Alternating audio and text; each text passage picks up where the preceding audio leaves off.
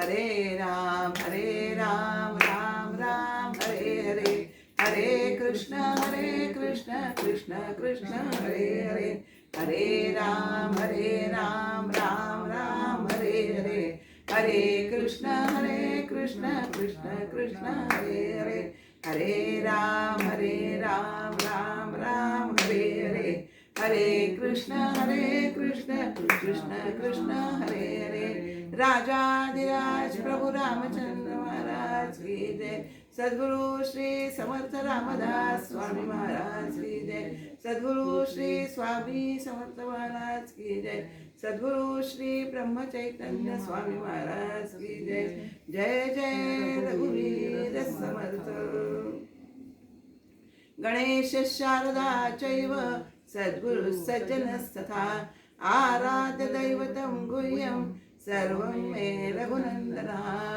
गुरुर्ब्रह्मा गुरुर्विष्णु गुरुर्देवो महेश्वरः, गुरु साक्षात् परब्रह्म तस्मै श्री गुरवे नमः।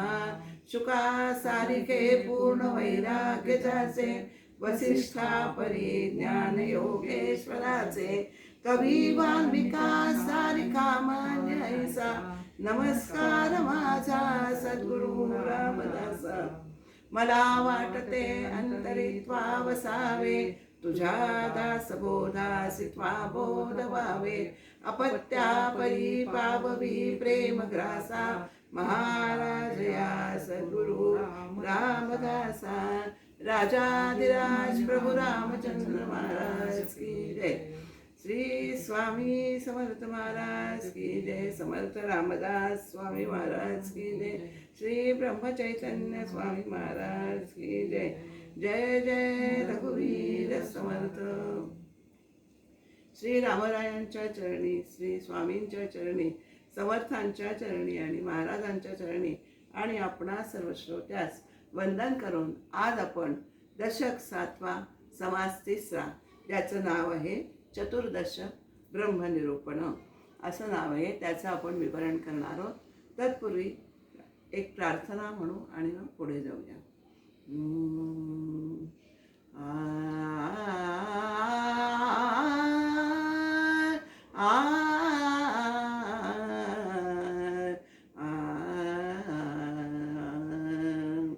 भाव माझा रामाचरणी, रूप त्याचे नित्य ध्यानी, नामी जाई मन रंगोनी, आनंदाचा घुमला ध्वनी।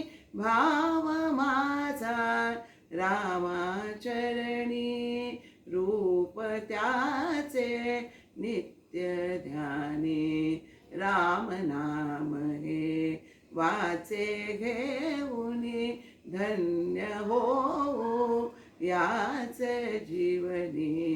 रामच तारक हो त्रिभुवनी, कोण बाणवू नित्य मनी। भाव माझा रामाचरणी, रूप त्याचे नित्य ध्यानी। नेमे घेऊनी राम दर्शन, तुलसी मंजिरी करू अर्पण, तुलसी मंजिरी करू अर्पण। चरणी अर्पुनी तन आणि मन, प्रेमे तोषवू चाप पाणी।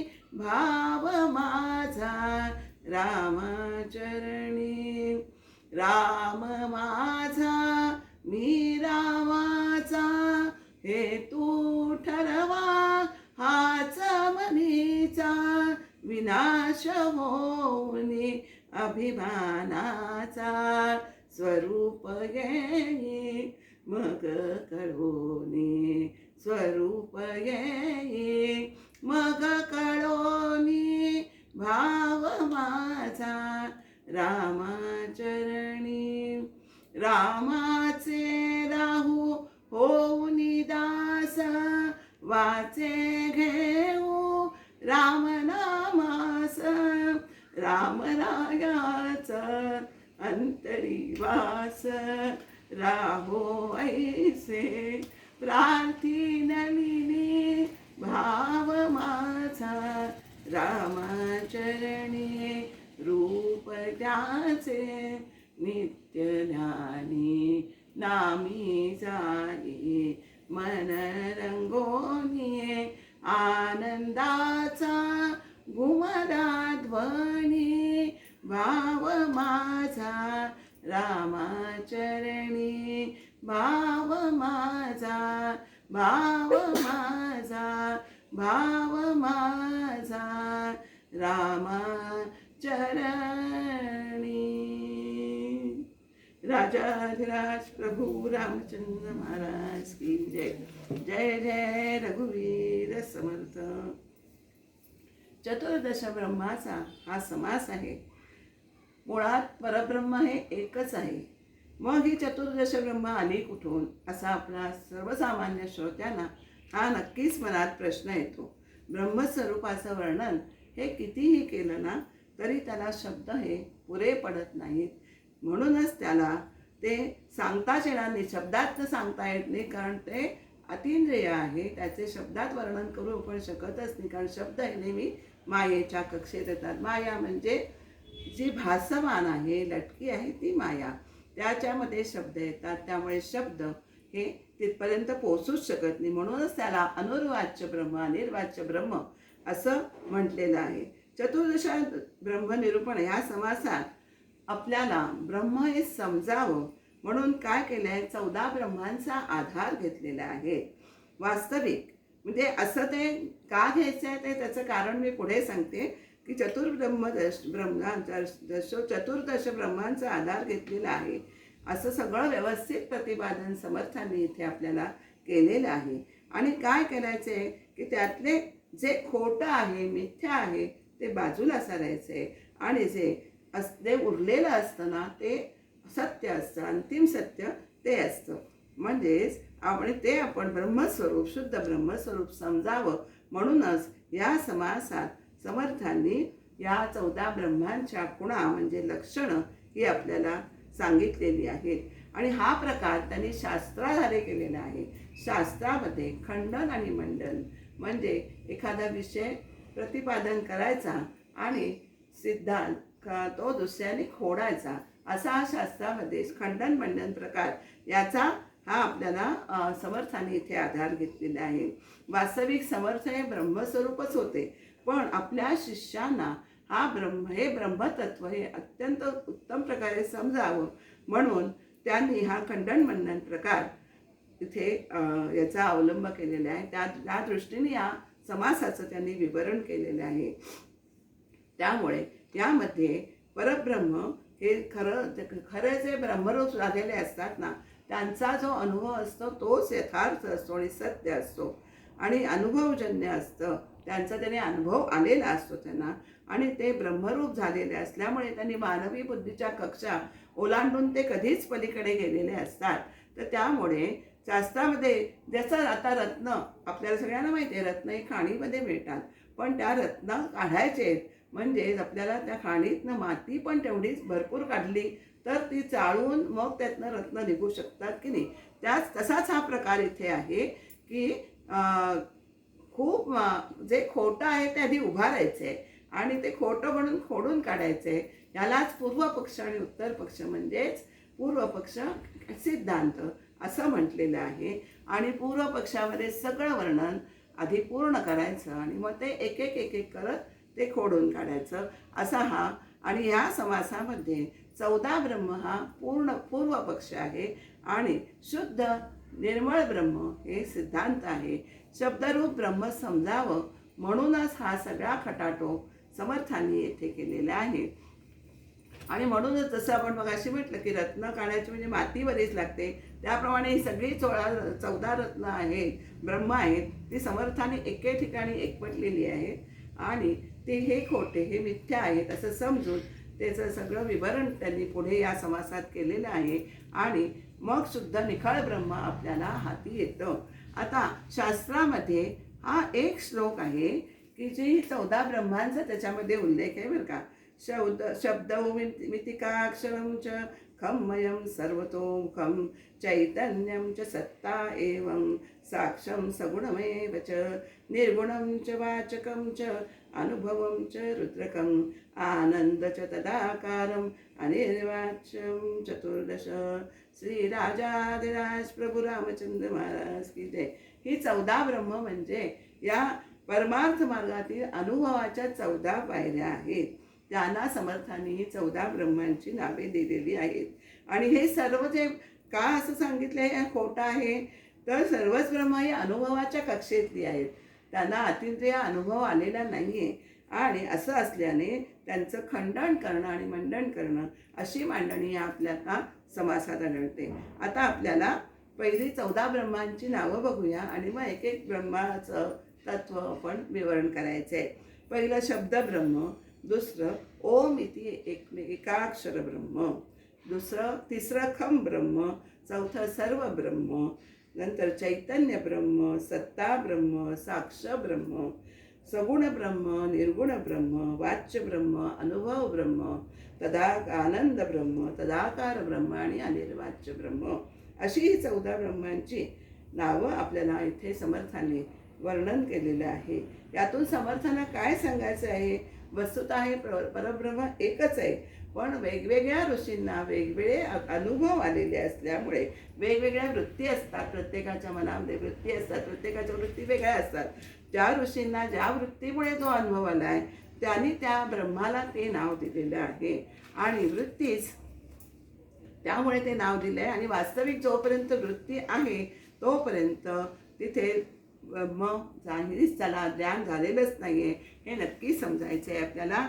आणि ब्रह्माचा बोध स्पष्ट व्हावा म्हणून जो सिद्धांत आहे ना तो कळावा म्हणून हे 14 ब्रह्म समर्थांनी इथे आपल्याला सांगितले. वास्तविक ब्रह्म हे कसं आहे? अविनाशी आहे, अनंत आहे, अविकारी आहे, निर्विकार आहे, ज्ञानस्वरूप आहे. तर आपण त्या ब्रह्माचा शोध घेणारे मानव कसे आहोत? ते शांत आहेत, विनाशी आहे आपण. नंतर आणि विनाशी आहेत, विकारी आहेत आणि अज्ञानी म्हणजे त्यांना आपल्याला सगळ्यांना ज्ञान झालेलं नाही आत्म्याचं, म्हणून त्यांना अज्ञानी म्हटलेलं आहे. आणि असे हे अज्ञानी आहेत. मग त्यांना तो ब्रह्माचा शोध कसा लागणार? आणि ह्या ब्रह्माचा शोध घेणाऱ्यांमध्ये सुद्धा 2 प्रकार आहेत बरं का. एक सगळ्या जगाचा विचार करून ब्रह्मस्वरूप ठरवणारे अकललेले नाही आहेत त्यांना, आणि आत्म्याचा अनुभव घेऊन ब्रह्मस्वरूपाचं वर्णन करणारं, असे हे 2 प्रकारची आपल्याला लोक आढळतात. स्वानुभव घेणाऱ्यांमध्ये 2 वर्ग आहेत बरं का. एक सगळं अविद्येचा पूर्ण निराश झाल्यानंतर उरतं ते ब्रह्मस्वरूप, अशा दृष्टीने ते एक हा प्रकार. आणि अविद्या म्हणजे अज्ञान, हे हळूहळू कमी अधिक प्रमाणात, प्रत्येकाचं सारख्याच प्रमाणात ते अविद्या कमी होईल असं नाही आहे ज्ञान, तर कमी अधिक प्रमाणात निवृत्त होऊन आणि मग अविद्या संपूर्णपणे नाहीशी न होऊन सुद्धा ब्रह्मपणारे त्याच्यापैकी एक असतात. ते ब्रह्मस्वरूप झालेल्यांचं ते ब्रह्मदर्शन असतं, ते वास्तविक खरं असतं. आणि बाकीच्यांची जे केलेलं असतं हा दुसरा वर्ग जो आहे, तर त्यांचं ब्रह्मदर्शन हे सर्वस्वी म्हणजे कल्पना असते, कल्पनेवर आधारित असतं, असं समर्थाने इथे आपल्याला स्पष्ट सांगितलेले आहे. ब्रह्मदर्शन आणि ब्रह्मवर्णन हे कमी अधिक प्रमाणात काल्पनिक असतं असं समर्थाने सांगले. म्हणजे काय होतं की ब्रह्मवर्णन काल्पनिक असतं आणि हीच काल्पनिक ब्रह्म जी आहेत वर्णन ब्रह्माची वर्णनं यालाच चतुर्दश ब्रह्मनिरूपणमध्ये या समासामध्ये मांडलेले आहेत. एवढा मोठा विषय झाल्यानंतर आपल्याला कळतं की कारण काय आहे याचं. ही काल्पनिक ब्रह्म आहे, ती काल्पनिक आहे आणि ब्रह्माच्या ठिकाणी कल्पना ही नाहीच आहे, ते निर्विकल्प आहे. त्यामुळे ही काल्पनिक ब्रह्म जी आहे ती वास्तविक ते ब्रह्म नाहीच आहे. तर हे 14 प्रकारचे भ्रम आहेत. आणि तो सांगणारा आणि तो अनुभव म्हणजे सांगणारा आणि ऐकणारा हे दोन्ही भ्रमातच असतात असं समर्थांनी आपल्याला या ब्रह्मनिरूपणात 14 ब्रह्मनिरूपणात सांगितलेलं आहे.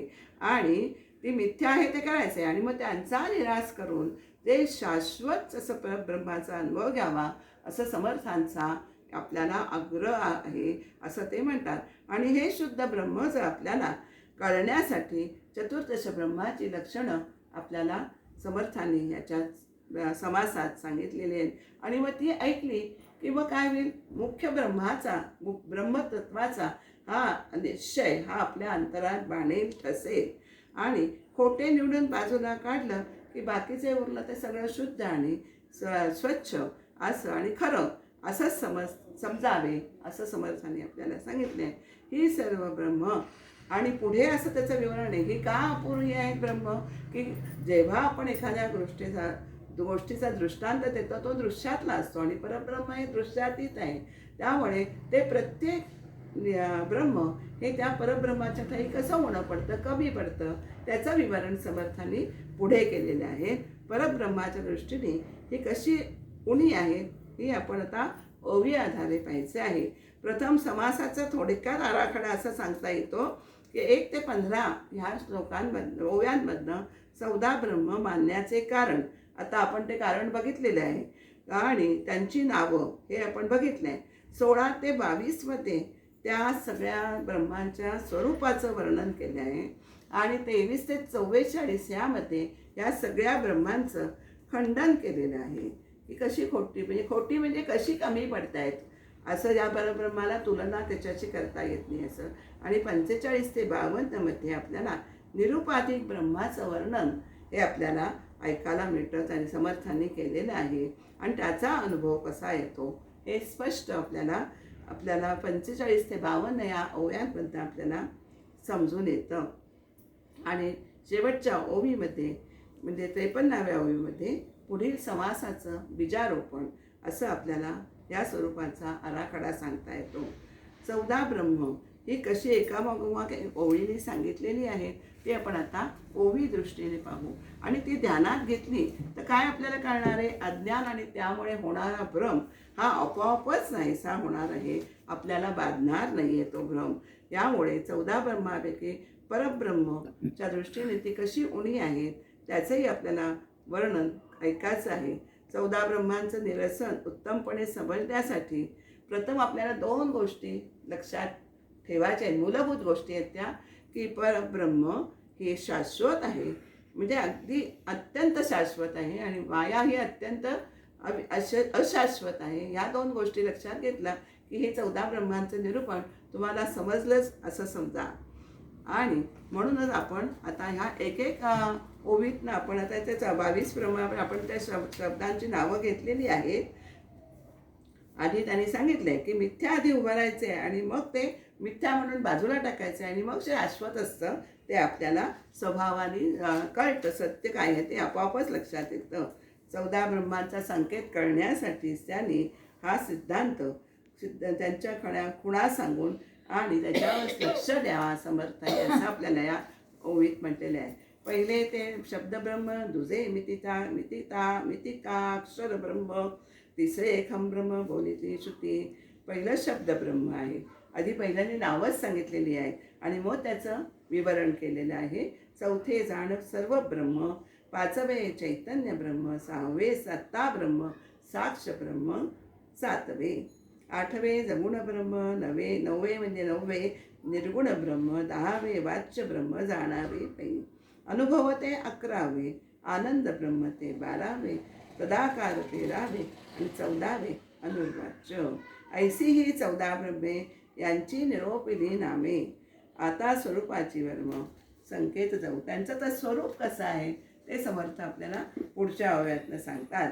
अनुभवे विण ब्रह्म, ब्रह्म म्हणजे काय, आता शब्द ब्रह्म पहिला आहे ना, तर त्याच्याबद्दल समर्थ काय म्हणतायत, अनुभवे विण. शब्द ब्रह्मामध्ये शब्द असतं म्हणजे अनुभवाचा त्याच्यामध्ये लेशही नसतो. ब्रह्माचा तुम्हाला अनुभव आला तर तिथे शब्द बोलायला कोणी वेगळं नसतंच, उरलेलंच नसतं, तो त्याच्याशी तदाकार होतो. पण हा म्हणजे आपल्या हल्लीच्या भाषेत आपण म्हणायचं तरी पोपटपंची म्हणजे शब्दब्रह्म आहे. म्हणजे अनुभवे विण ब्रह्म या नाव शब्दब्रह्म असं शब्दब्रह्माची समर्थांनी व्याख्या थोडक्यात स्वरूप सांगितलेलं आहे. कारण नुसत्या शब्दांनी जे आहे, हे असं आहे तसं आहे असं करून काय आपल्याला नुसतं शाब्दिक ज्ञान होतं, पण अनुभवाचं ज्ञान त्यांनी मिळत नाही आपल्याला. दुसरं ते आहे मितिकाक्षर ब्रह्म. आता ओम इति म्हणजे ओम सगळी शब्दसृष्टी ही आपल्या सगळ्यांना माहिती असेल. ओममधून ओंकारातून सगळे शब्द, शब्दातून वाक्य, वाक्यातून भाषा, अशी सगळी ओंकारातून निर्माण झालेली आहे. आणि ओंकाराचं स्वरूप कसं आहे तर आपल्याला मितिक एकाक्षराने ते दर्शित ओम एवढंच म्हणतं ते मितिकाक्षर ब्रह्म आहे. म्हणजेच ओम प्रणवाची आपण जी उपासना करतो, प्रणव ब्रह्म असं उपासना सांगितलेली आहे. तर त्यामुळे ओंकार हा एकाक्षरानेच आणि अक्षरच नाही आहे, त्यामुळे तिथे क्षरही नाही आणि अक्षरही नाही. परब्रह्म क्षरही नाही आणि अक्षरही नाही, नाशवंत पण नाही आहे आणि शाश्वत पण नाही. म्हणजे ते आहेच आहे, असंच असे सर्व काळ अशा प्रकारे ते ब्रह्म आहे असं आपल्याला सांगतो. आता खम म्हणजे आकाश. खम या शब्दाने आकाश म्हणजे महद आकाश असं आपल्याला इथे धरायचं आहे. त्यामुळे त्याचा व्यापक धर्म आपल्याला काय आहे, आकाशात आपल्याला सूक्ष्म त्याचं आपल्याला आकाश आहे व्यापलेलं आहे. आपल्याला म्हणतोय की आपण आकाशाला आपण उपमा देतो, परब्रह्माला आकाशाची उपमा देतो. कशा करता तर ते विस्तृत विशाल आहे या दृष्टीने. परंतु त्याचं आता खंडन पुढे करणार आहेत की आकाश का ब्रह्म मानलं जात नाही, तर ते मुळात तमोगुणापासून निर्माण झालेले आहे.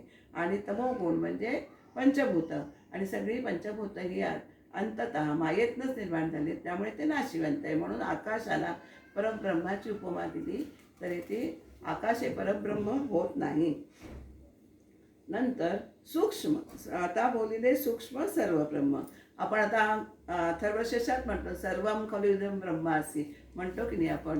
तर त्याच्यामध्ये आपल्याला श्रुतीचा आधार या ब्रह्मास आहे, पण तसं ते आपल्याला सर्व ब्रह्म काय आहे ते आपल्याला सगळं दिसतं, ते सगळं नाश पावणारं आहे. मग सर्व त्यातच येतं ना, त्यामुळे त्याला पण ब्रह्म खरं ब्रह्म धरलं जात नाही. आणि आणि काय आहे आता माया आणि तिच्यातून प्रकट झालेली पंचमहाभूत यांची जी तत्वे आहेत, त्यामुळे ते नाशवंतच आहे. नंतर आता नंतरचं ब्रह्म जे सांगितलेलं आहे सर्व ब्रह्म, त्याला सगळे सर्व ब्रह्म म्हणतात आणि ह्याला सर्व ब्रह्म म्हणतात. आणि माया आणि त्याच्यातून प्रकट झालेली पंचभूताची तत्वे आहेत ना, त्यांना जी चेतना देणारं जे ब्रह्म आहे त्याला म्हणायचं चैतन्य ब्रह्म असं त्याला म्हणतात, चैतन्य ब्रह्म. आणि परंतु हे जग विश्वच जर खोटं आहे तर त्याला चेतना देणारं ब्रह्म तरी खरं असेल का, असं मला आत्ता राहवतच नाही आहे. म्हणून मी हे सांगते, पुढे सगळं येणार आहे. त्यामुळे चैतन्य ब्रह्मसुद्धा हे खोटंच आहे. नंतर चैतन्याची सत्ता, या चैतन्य ब्रह्माला सुद्धा सत्ता त्याच्यावर सुद्धा सत्ता गाजवणारं असतं. पण चैतन्यात जर विनाशी आहे तर सत्ता तरी कशी विनाशी राहील. म्हणून हेही ब्रह्म खोटं आहे, म्हणजे खरं नाही आहे. परब्रह्माच्या तुलनेत ते खरं नाही आहे. सत्ता, आणि सत्ता कुठे असते की तिथे आता आपण बघतो की मालक नोकर असे जे भेद असतात आपल्याला दिसतात, कनिष्ठ ज्येष्ठ, हे तिथे ब्रह्माच्या इथे काहीच नाही आहे. पण चैतन्य ब्रह्म, सत्ता ब्रह्माच्या इथे, सत्ता म्हणजे सर्वस्व. आपण सत्ता, प्रत्येकाला सत्ता हवी असते हातामध्ये. आपण बघतो राजकारणात सुद्धा, तर तिथे सत्ता म्हणजे प्रजाच नसेल तर सत्ता चालवणार कोणावर, असं होतं ना. त्यामुळे चैतन्याची ज्याची सत्ता ते सत्ता ब्रह्म. तर हे सत्तेचं जाणता त्याला, आणि आज सत्तेला जाणणारं ते साक्ष ब्रह्म. साक्ष म्हणजे दुरून, म्हणजे साक्षीत्वाने बघणारं ते साक्ष ब्रह्म. नंतर साक्षत्व जयापासून तेही आकळे गुणी सगुण ब्रह्म हे वाणी तयासी वदे. साक्षत्व ज्याच्यापासून, कशापासून येतं ते गुणी. गुण म्हणजे त्रिगुण, गुणे, म्हणूनच सगुण ब्रह्म. ज्याच्यामध्ये गुण आहेत. गुण म्हणजे काय, त्रिगुण, सत्व रजतम, हे गुण ज्याच्यामध्ये असतात त्याला सगुण ब्रह्म. वास्तविक ते सगुणही नाही निर्गुणही नाही. आपण बघतो सगुण निर्गुण दोही विलक्षण. आपल्याला ब्रह्माच्या बाबतीत संतांनासुद्धा हा प्रश्न पडतो. ब्रह्मसनातन विठ्ठल हा असं म्हटलेलं आहे ज्ञानेश्वरांनी. सगुण ब्रह्म, तेथे नाही गुणवार्ता, तिथे गुणांचीच वार्ता नाही. मग निर्गुण कसं होईल, गुणच नाही आहे. आधी गुण असतील तर सगुण आणि निर्गुण हा फरक पडेल ना. तसं तिथे निर्गुण ब्रह्मसुद्धा ते शब्दापुरतं निर्गुण आहे असं आपल्याला सांगितलं आहे. नंतर वाच्य ब्रह्म, वाच्य म्हणजे वाणीने बोलता येण्यासारखं. वाच्य म्हणजे वाणीने बोलता येण्यासारखं. म्हणजे काय होतं की जे आपण वाणीने आपण पाऱ्यांनी बघितलं शब्द ब्रह्म, त्यामध्ये आपण वाणीने ते बोलूच शकत नाही, ते वाच्य ब्रह्म. आता नंतर काय आहे, जे वाचे बोलता आले ते वाच्य ब्रह्म, अनुभवाचे कथिले न बचे कथा, असं समर्थांनी इथे आपल्याला ओवी घातलेली आहे. वाणीने ज्याचे वर्णन करता येते, शाब्दिक वर्णन, अर्थात आपण मगाशी बघितलं शब्दाने वर्णन करता येतं, आणि शब्द हे मायेच्या प्रांतातले आहेत, त्यामुळे हे नाशिवंत आहेत. आपण गेल्या वेळेस एकदा बघितलं की वाच्यांश आणि लक्षांश, म्हणजे वाच्यांश असतो तो शब्द उच्चारला की त्याचा आपल्याला अर्थ कळला की त्या शब्दाला काही अर्थ राहत नाही. आता उदाहरण तुम्हाला मध्ये सांगितलं की बाबा असा शब्द उच्चारला, पण बाबा ही व्यक्ती जेव्हा डोळ्यासमोर येते तेव्हा बाबा या शब्दाला काहीच अर्थ राहत नाही, त्या मनाने काही अर्थ राहत नाही. म्हणजे अर्थ हा आपण कायम लक्षात घ्यायचा. आणि समर्थाने एक सुंदर उपमा दिली की वाच्यांश हा टरफलाप्रमाणे असतो, तो आपण बाजूला काढायचा, आणि लक्षांश आहे जो आपण त्यातला जो आतील गर असतो, जसं धान्यामध्ये आपण भातकण बघतो, किंवा तुम्ही भातकण काढला की आतमध्ये दाणा असतो, किंवा फळांच्या आतल्या साली असतात त्या काढल्या की गर असतो आतमध्ये, तसं तो लक्षार्थ हा आहे, तो आपल्याला गरासमाने म्हणजे सत्य असं समजायचं आहे. आता अनुभवाचे आले ना. आता या अनुभव एखाद्या माणसा आपण म्हणतो की अनुभव मला ह्या गोष्टीचा आलाय, मग ते त्याला अनुभव म्हणजे आता मग अशी आपण म्हटलं की प्रत्येकाला त्याच्या मनोवृत्तीप्रमाणे ब्रह्माचा परब्रह्म हे अत्यंत विशाल आहे. ती हत्तीची गोष्ट आपण नेहमीच सांगतो की जेवढा हत्ती विशाल आहे की जे आंधळे लोक असतात की त्याला पायाला धरला की हा हत्ती असं म्हणतो, शेपूट धरलं, सोंड धरली, हा हत्ती, पण तो सगळा हत्ती होतो का? होत नाही. तसं या परब्रह्माच्या बाबतीत आहे, ज्याला जो अनुभव मनोवृत्तीप्रमाणे वृत्ती तरंगाप्रमाणे जो अनुभव येतो त्याला तो नाव देतो हा अनुभव ब्रह्म. आनंद सुद्धा हा वृत्तीचाच आहे. आनंद, सुख, दुःख, आनंदाला खरं वास्तविक विरुद्धार्थ शब्द नाहीच आहे. आनंद ही सुद्धा वृत्ती आहे की आनंद, पण तो तत्काळ असतो.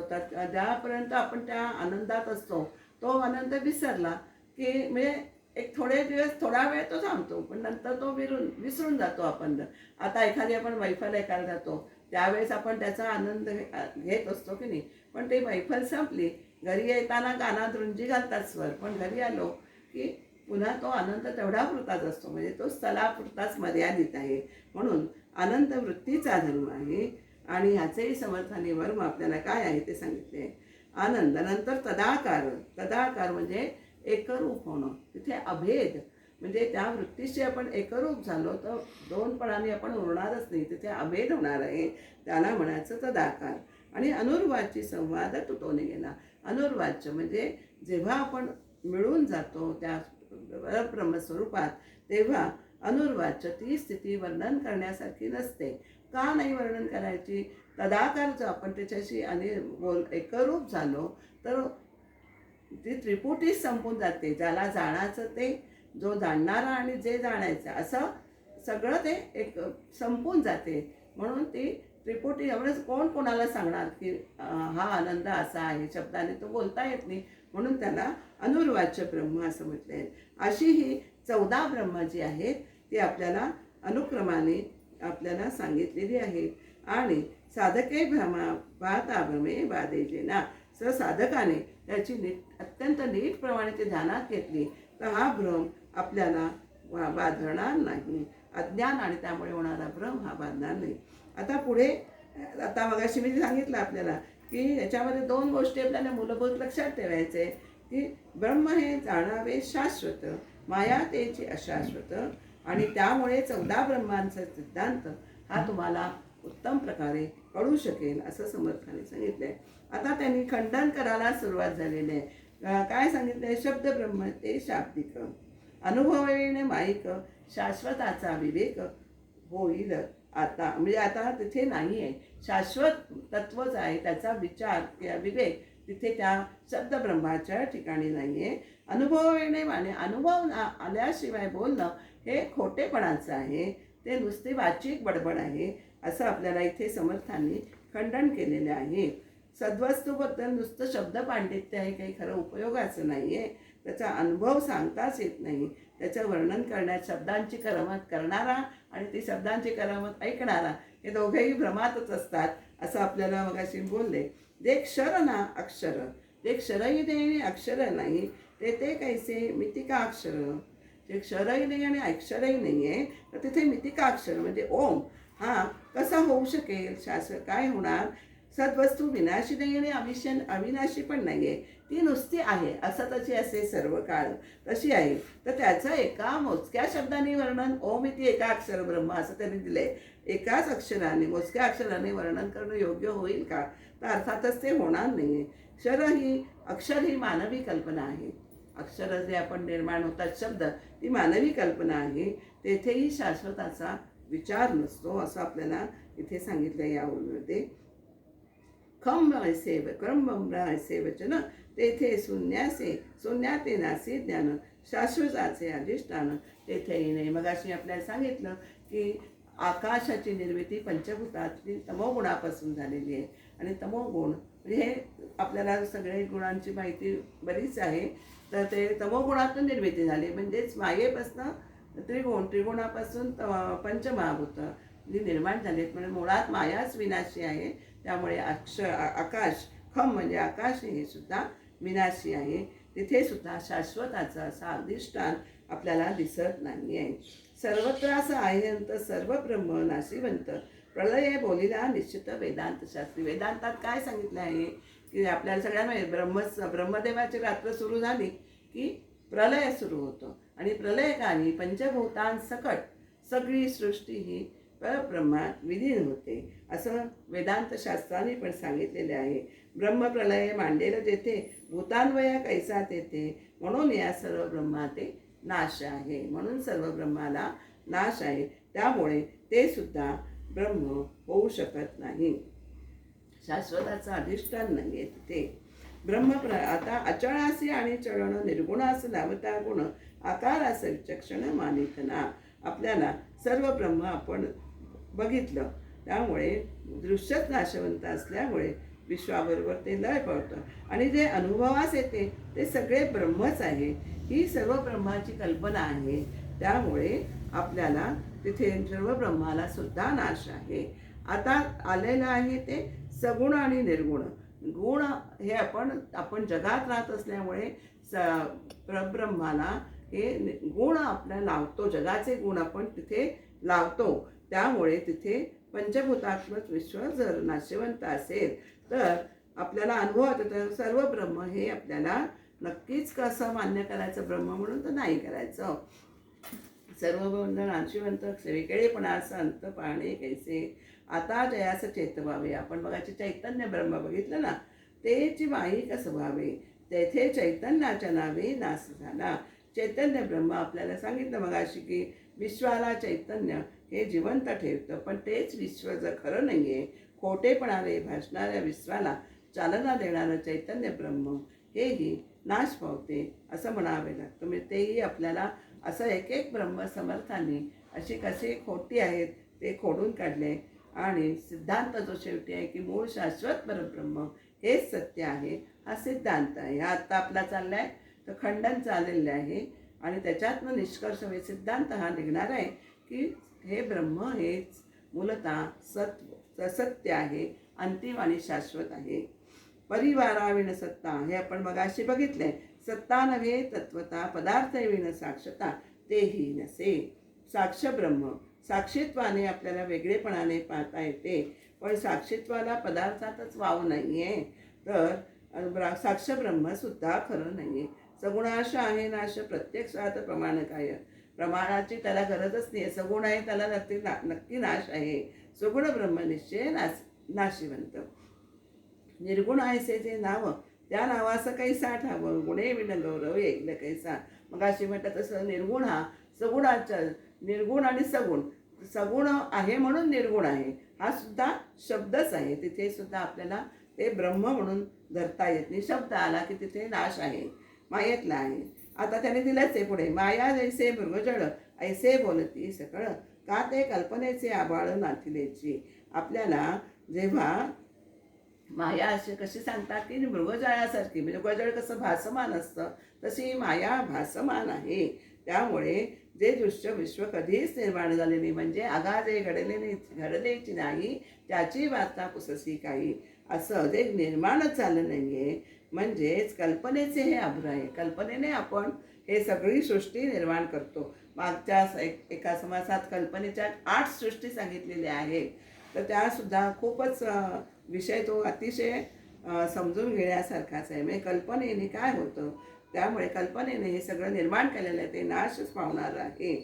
ग्रामो नास्ती, जिथे गावच नाही आहे, ग्रामो नास्ती कुठं सीमा, गावच नाही तर ते सीमा, गावाला सीमा कशी असेल. जन्मे विन जीवात्मा अद्वैतासी पुमा द्वैताची. अद्वैताला आपल्याला जर जन्मच झाला नाही तर जीवात्मा असं आपल्याला म्हणताच येणार नाही ना. त्यामुळे मुळात सगुण ब्रह्म हीच कल्पना आहे, जे मुळात नाहीच आहे. म्हणून निर्गुण ब्रह्मसुद्धा ही कल्पनाच आहे. ब्रह्म निर्गुणही नाही आणि सगुणही नाही. दृश्य विश्वाच्या म्हणजे द्वैताच्या अनुभवामध्ये आपण कल्पना वापरतो. कल्पना कधी वापरतो आपण? कल्पनेचे एकवरे पुढे आहे ती होई. आपण जी कल्पना जर आपण दृश्याकडे लावली तर दृश्यामध्येच ती रमते, आणि जी परमात्माकडे लावली तर ती परमात्म्याची तटकन तदाकार होते. त्यामुळे आपल्याला कल्पना ही माणसाला मिळालेली एक उत्तम देणगी आहे. तिचा वापर बरीक आपण उत्तम प्रकारे केला पाहिजे. माये विनते सत्ता पदार्थ विनत जाणता अद्विद्य विन चैतन्यता कोणास राहिली. सत्ता, साक्षीत्व, चितशक्ती या सगळ्या कल्पना माया, दृश्यपदार्थ आणि अज्ञान यामधून ह्या निर्माण झालेल्या आहेत. त्यामुळे ह्या तिन्ही गोष्टी ह्या गुणांच्या कक्षेत येत आहेत. ज्या स्वरूपाला गुणांचा संपर्कच नाही तेथे या कल्पना या नक्कीच लटक्या पडतात. सत्ता, चैतन्य, साक्षी ही सर्व गुणांस्वाशी ठाईचे निर्गुण त्यासी गुण कैसे. जो निर्गुणच आहे त्याला गुण कसे वाटतील, लागणारच नाही. असेच हे गुणरहित परब्रह्म ते निर्गुण या शब्दाच्या खुणेने सांगायचं एवढंच. ते म्हणायची एक आपण म्हणतो पद्धत आहे, निर्गुण ब्रह्म असा शब्द फक्त तो तिथे समजायचा आहे आपल्याला. ऐसे जे गुणरहित नामांचा तेथे नामाचा संकेत तोच जाणावा अशाश्वत निश्चयाची. आता आपल्याला समर्थाने हे अंतिम सांगितलेलं आहे. काय सांगितलं आहे? असे जे गुणरहित ब्रह्म ते निर्गुण या शब्दाने खुणेने सांगायचं इतकंच. पण तो शब्द आणि त्याने दर्शवलेला संकेत हे दोन्ही अशाश्वत आहेत असे निश्चितपणे आपल्याला समजायचं आहे. निर्गुण ब्रह्मासी संकेते नामे ठेवली बहुते ते वाच्य ब्रह्म त्याते नाश आहे. निर्गुण ब्रह्म आहे तरी सुद्धा ब्रह्माला अनंत नामे आहेत बरं का. आणि ती म्हणजे हेच वाणीने आपण नावं ठेवतो ना, म्हणजे हे वाच्य ब्रह्म आहे. वाणीला म्हणजे अर्थातच या सगळ्या वाणी आहेत. देह आहे तोपर्यंत वाणी आहे, नंतर त्याला नाश आहे. त्यामुळे वाच्य ब्रह्म त्याते नाश आहे. वाच्य ब्रह्म म्हणजे गुणरहित ब्रह्माला खुणेने ओळखण्यासाठी आपण बघितलं पुष्कळ नावे आहेत. वाच्य ब्रह्म म्हणतात हे सगळं नाशिवंत आहे. आनंदाचा अनुभव आपण मगाशी बघितला. आनंद हा वृत्तीचाच भाव आहे. तिथे तदाकार ठावी वृत्तीच नाही. तदाकार जेव्हा आपण माणूस होतो, तदाकारता ब्रह्माशी झाल्यानंतर तिथे वृत्ती राहूच शकत नाही. पण पुन्हा अविद्येचा अंमल इतका असतो की आपण पुन्हा अविद्येत येतो. त्यामुळे ती तदाकारता तेवढ्यापुरतीच राहते. तिथे अभेद होत नाही. आता अभेदच होत नाही. त्यामुळे ती ही वृत्ती संपली की तदाकार होण्याची आपल्याला विद्या पुन्हा ती वृत्ती खालती मूळ पदावर येते. म्हणून तदाकार ही सुद्धा वृत्ती आहे. आणि अनुर्वाच्य या कारणे संकेते वृत्तीच्या गुणे या संकेता सगुणे निवृत्तीने झालेले. अनुर्वाच्य आपण मगाशी बघितलं की जे वाणीने त्याचं वर्णन करता येत नाही, कारण तो जाणणाराच ज्याला जाण्याचे त्याची एकरूपतो त्रिपुटी ही संपून जाते.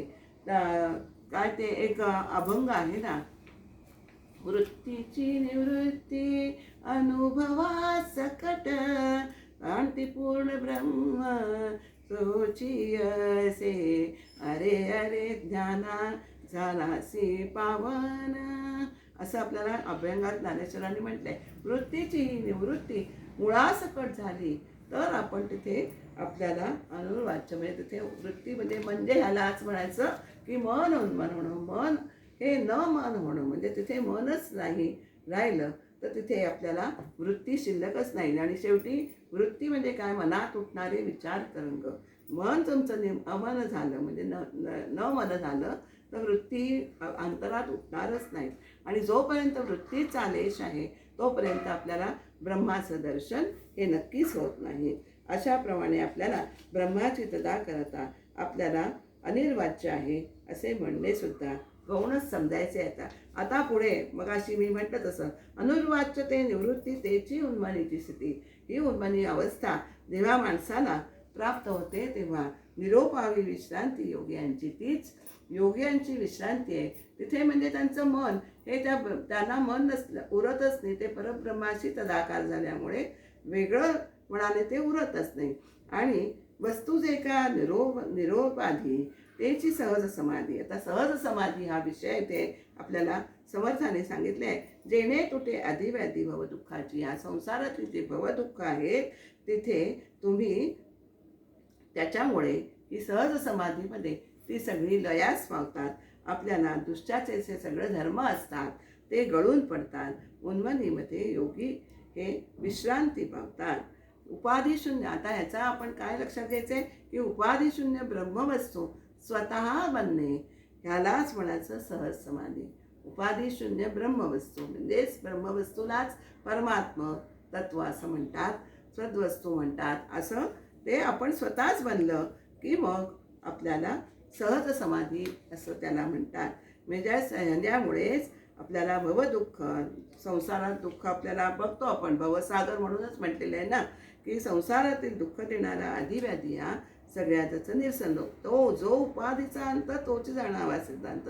एकदा तुमच्या ह्या सगळ्या उपाधी संपल्या की तोच सिद्धांत आहे. म्हणजे परब्रह्म हे शाश्वत आहे हा सिद्धांत आहे. सर्व उपाधींचा शेवट व्हायला झाला कीच आपल्याला ब्रह्मसाक्षात्कार होतो हे आपल्याला निश्चित समजायचे आहे.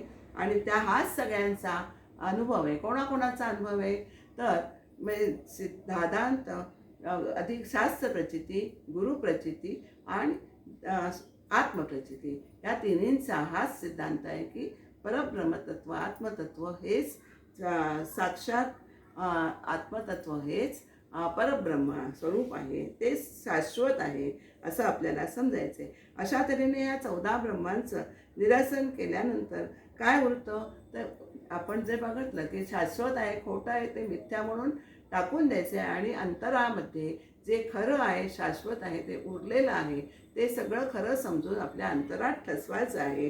तर काय केवळ शुद्ध ब्रह्माचं आपल्याला समर्थाने इथे थोडक्यात वर्णन केलेलं आहे. कसं केलं आहे दिग्दर्शन? शाश्वत ब्रह्म आहे तिथे मायेचा भ्रमच नाही. म्हणजे तिथे माया राहूच शकत नाही. ब्रह्माच्या ठिकाणी माया ही मुळातच ब्रह्माच्या ठिकाणी विलीन होणारी आहे. तिथे भ्रम नाही, अज्ञान नाही, दृश्याचा स्पर्श नाही, असं सगळ्या ओव्या आहेत बरं का इथे. असो हे शाश्वत ब्रह्म, ऐसे शाश्वत ब्रह्म जेथे नाही माया ब्रह्म अनुभवी जाणे ब्रह्म स्वानुभवे. ते स्वानुभवी लोक असतात. हे सगळं त्यांना वर्म जे आहे ब्रह्मतत्वाचं हे सगळं ते वर्म स्वानुभव असणारे लोकच जाणतात. आपुलेने अनुभवे कल्पनेने सी मोडावे आणि मग सुखाळी पडावे अनुभवाचे. आता मग अशी कल्पना ही आपण मग अशी बघितलं की माणसाला लाभलेली उत्तम देणगी आहे. फक्त त्याचा उपयोग आपण कसा करतोय ते फक्त बघायचे. आपल्याला अनुभव आला की ही कल्पना जी आहे ती मुळातच मोडून पडते, गळून पडते आणि मग अनुभवाच्या सुकाळ म्हणतो आपण, संतांचे संगती प्रेमाचा सुकाळ, तसं त्या अनुभवामध्ये आपण आनंदात राहायचं आहे. परब्रह्माचं आपल्याला भरपूर आपल्याला आकलन अशा प्रकारे होणार आहे. स्वरूपाच्या अनुभवाने काय होणार आहे? मी देह आहे हा जो भ्रम आहे तो निघून जाऊन मी म्हणजे आत्मा हा आपल्याला हे अनुभवास येणार आहे. म्हणजे मी देह ही कल्पनाच मोडून जाणार आहे कशाच्या? स्वरूपाच्या ज्ञानाने. आणि मग आपल्याला जिकडे तिकडे ब्रह्मस्वरूपच अनुभवाला येईल. निर्विकल्पासे कल्पावे. निर्विकल्प आहे आपण बघितलं, परब्रह्म हे निर्विकल्प आहे. म्हणजे तिथे कल्पनेला वावच नाही. पण ते जाणण्यासाठी आपल्याला कल्पनेचाच आधार घ्यायला लागतो. कल्पना मोडे सपावे मग नसोनी असावे कल्पकोटी. म्हणजे कल्पना जी आहे त्याचाच आधार घेऊन आपल्याला निर्विकल्पाला कल्पायचं आहे. आणि एकदा त्याची आपल्याला साक्षात्कार झालं की जसे आपण काट्याने काटा काढावा आणि दोन्ही काटे टाकून देतो, त्याप्रमाणे दोन्ही कल्पना आपल्याला मनाच्या श्लोकात सुद्धा कल्पनेच्या श्लोकांचा उल्लेख आलेला आहे. तर तो आपल्याला टाकून द्यायचा आहे आणि निर्विकल्प अशा आपल्याला परब्रह्मात लीन व्हायचं आहे. आणि आता कल्पनेचे एक बरे मोहरताची मोहरे स्वरूपी गालिता भरे निर्विकल्पी. कल्पना कशी आहे? आपल्याला अभ्यासाने ही कल्पना आपण मी देह ही कल्पना नाहीशी करण्यास निर्विकल्प ब्रह्माची आपल्याला कल्पना करायची आणि कल्पना अभ्यासाने ती आपोआप नाहीशी होते. आणि निर्विकल्प बनल्यावर आपण मीपणाने उरतच नाही तर आत्मस्वरूपाने आपण अनंत काळ जगतो. म्हणजेच देहाने आपण असलो तरी मन आपलं परमात्म स्वरूपात लीन झालेलं असतं. म्हणजे देहाने आपण लोकांना ब्रह्मस्वरूप ज्ञान झालेले लोक असे बरेच असले तरी ओळखायला येत नाहीत, कारण त्यांची विशिष्ट खुणा नाही. ते 8व्या दशकात त्यांची ज्ञानाची काय लक्षणं आहेत ते 8व्या दशकात समर्थाने स्पष्ट सांगितलेली आहेत. पदार्थ ऐसे ब्रह्म नव्हे. जर आपल्याला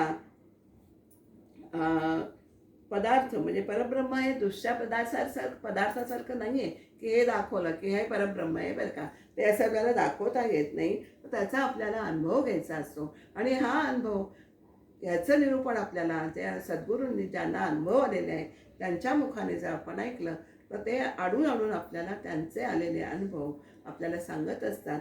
आणि त्या हे अनुभवावे सद्गुरुमुखे असं आपल्याला सांगितलं आहे. निरूपण ऐकायचं आहे, पण ते कोणाच्या मुखातून? तर सद्गुरूंच्या मुखातून ऐकायचं आहे. हल्ली पूर्वीच्या काळी असं होतं की वक्ता म्हणजे सद्गुरू आणि श्रोता म्हणजे शिष्य.